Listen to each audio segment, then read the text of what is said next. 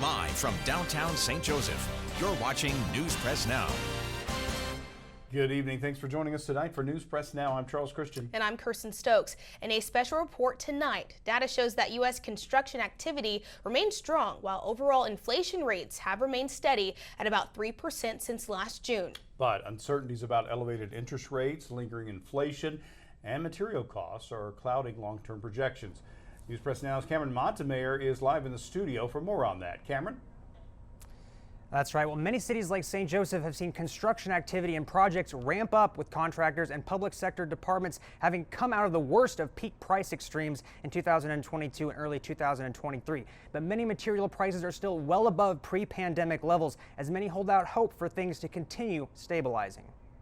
As optimism builds for a potential lowering of interest rates in September, with inflation holding steady, the lingering effects of elevated inflation and building costs continue to present challenges for construction and long-term project planning post-COVID-19 pandemic. And while challenges are less extreme than what many witnessed in 2021, 22, and 23, when inflation surged between 8 and 9%, many contractors, developers, and cities are navigating a still uncertain market and considerably higher costs versus pre-pandemic levels. Like many other construction companies and contractors across the industry, Nick Nye, a project manager with Herner Construction, said with a high percentage of construction activity planned out now, there's an inherent risk of cost growth with project budgets due to a number of elevated material costs.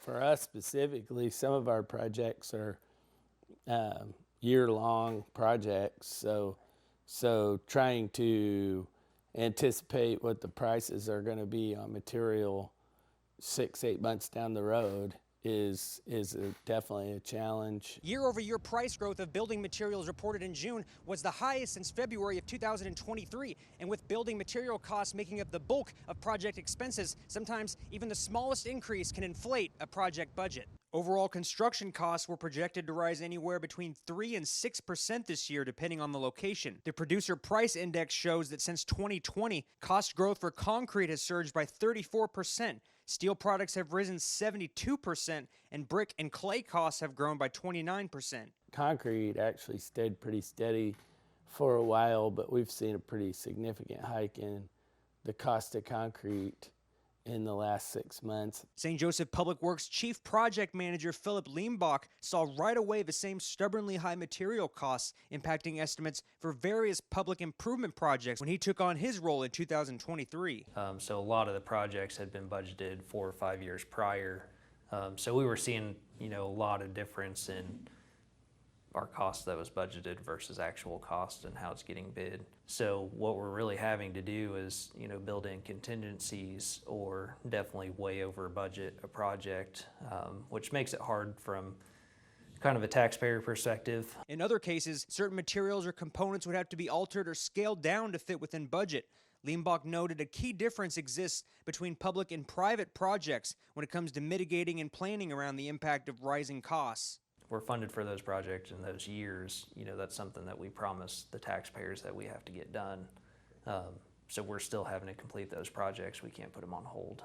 So that's kind of the struggle. The index price level for copper building materials is up 12% over the year. Costs for gypsum building materials have grown by 17% since 2022 as well. In other areas like the city's Bonds for Bridges program, financed by fixed government GO bonds, cost growth means something has to give. So as materials and costs increased, we did not, we're set. We only had $20 million to spend, so we had to do a lot of maneuvering to get projects in under that budget. So that was different for most of the projects we do. Within the CIP, within the parks tax, within all of those sources, revenue can catch up to the expense that grows. Despite lingering challenges, project and construction activity has remained robust in 2024, with strong demand for contractors and project work. Having navigated through the extremes of years of unpredictable market conditions, many are well prepared to adjust to whatever direction costs swing. Do I think that at some point we may see another lag?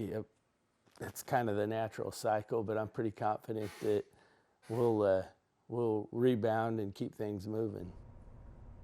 And Federal Reserve Chair Jerome Powell said just yesterday that officials could cut interest rates at their meeting in September, with increasing confidence that price stability is close to being restored.